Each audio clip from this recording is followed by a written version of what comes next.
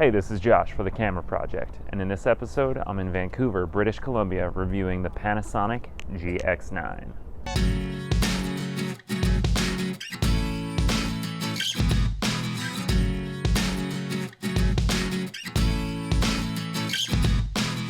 The GX9 is the latest street photography focused camera from Panasonic.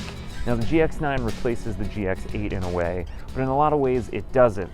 There's a big departure between these cameras, and it's actually a lot more similar to the GX7. In Japan, they actually call this camera the GX7 Mark II, and to me that actually makes a lot more sense. You see, the GX8 took on a bigger form factor, a deeper grip, a fully articulating LCD screen. This camera has just the flip up and down LCD screen, which for some is preferable. For street photography, for instance, it can be a lot quicker just to flip it out and go up.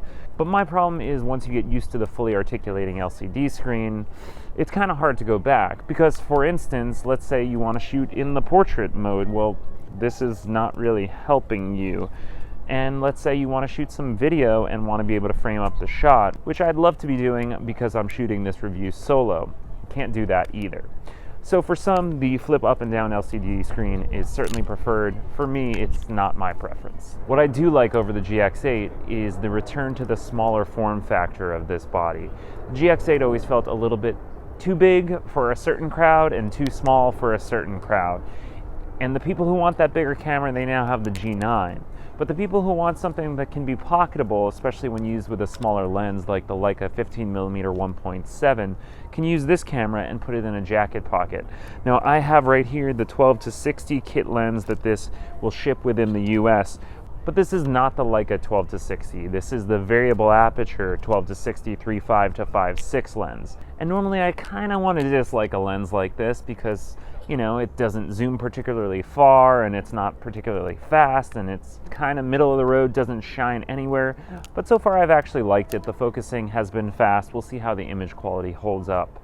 I also like that it's an extremely light lens, which makes it easy to carry this kit all day, and certainly for a daytime lens, this could be the only lens you need. We're going to take it out on the streets of Vancouver, and we're also going to take it out into nature and see how it does as sort of a nature carry it everywhere sort of camera, and see how it does with long exposures, video, image stabilization, and the like. So let's explore Vancouver and the Panasonic GX9.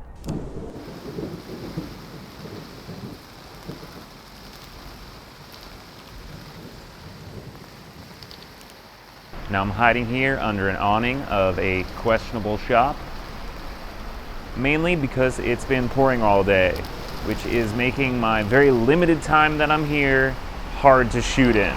I'm here on a work trip, and I figured I would use my very limited free time to review the Panasonic GX9. So let's walk around the Vancouver neighborhood of Gastown and see what the GX9 can do.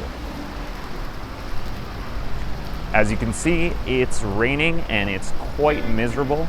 So I'm going to cut off this recording and just start shooting some street with the GX9.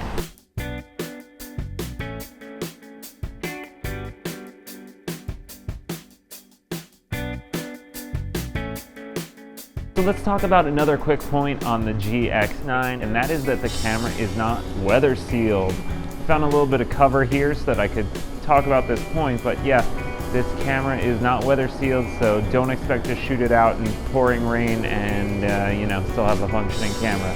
So far so good though. I do have an umbrella.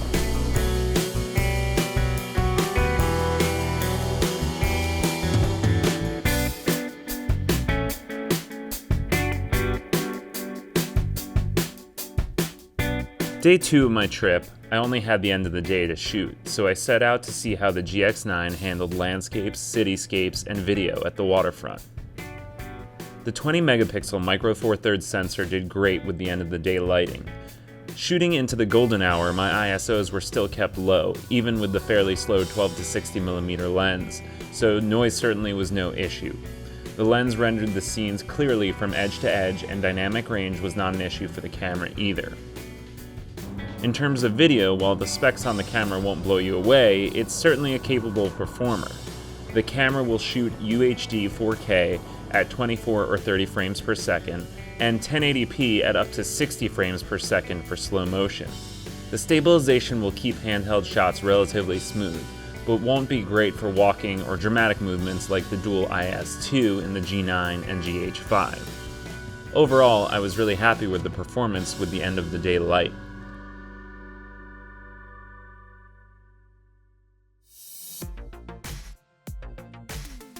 So today I'm in Stanley Park, which is probably Vancouver's most well-known park, and I'm hiking around the seawall at the edge of the peninsula that Vancouver sits on. So let's talk about autofocus on the GX9. I've been testing it for a few days now, and it's a 49-point contrast detect autofocus. It's the depth from defocus, but it's the first generation. And although it's the first generation, I can say it's rather competent. It's very fast at acquiring its focus, even in low light, especially when you're using autofocus single. Now, if you're talking about things like street photography, I will say that it is nowhere near the autofocus on the new G9. That thing is fantastic. It snaps right onto your subject and it finds people and faces instantly. I would say this is more on par with, say, the GX8 and the GX85. In fact, it's the same autofocus system found in the GX85. So again, it's very competent in acquiring single point focus. For continuous, it's okay, but it's not gonna blow you away by any means. That's not to say I'm unhappy with the autofocus. In fact, I've been very happy with it. It's just not gonna snap right onto people the way that the new G9 will, which kind of spoils you once you've used that.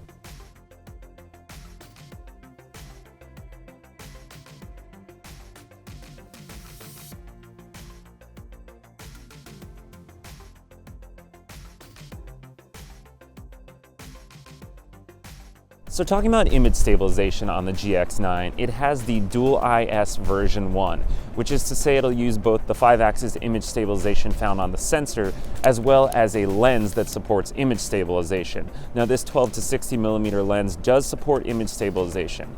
I should say this is not dual IS2 as found in the Panasonic G9 or the GH5, but it is still pretty capable, rated at 4 stops. Let's give it a try out here today in Stanley Park.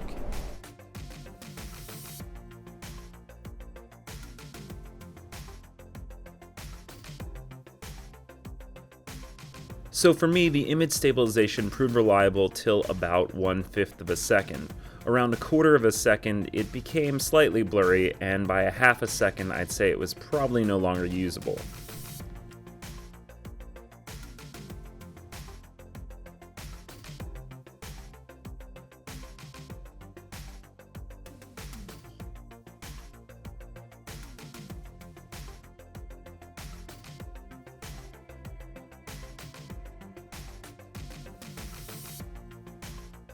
So I've nearly completed the 9-kilometer hike around Stanley Park, which means we're nearly complete with the Panasonic GX9 review. So what are my final thoughts? Well, when the GX9 was announced, I was actually kind of disappointed. When the GX8 came out, I kind of felt like, even though they may not have called it this, it felt like it was the flagship stills camera from Panasonic. And when the GX9 was announced, I was hoping it would be sort of a baby G9, their current flagship stills camera, inheriting the same autofocus, dual IS2, and all those components. But when I saw that it had some of the first generation components like dual IS1 and the 49-point contrast-based autofocus, it felt like it was a step backward. That said, in use, I've actually been really happy with the camera. It's a great all-around camera. It could do almost anything you need, and for all but the most demanding photographers, I think that you'll find that the price, the size and the weight, and the whole package you find in this camera will suit you really well.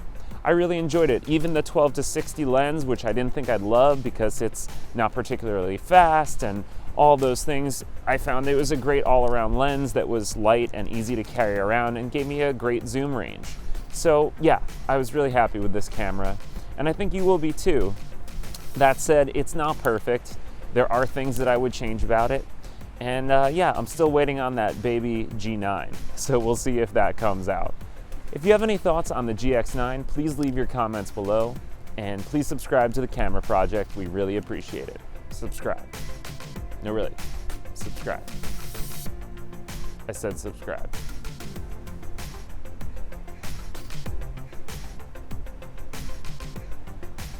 Subscribe.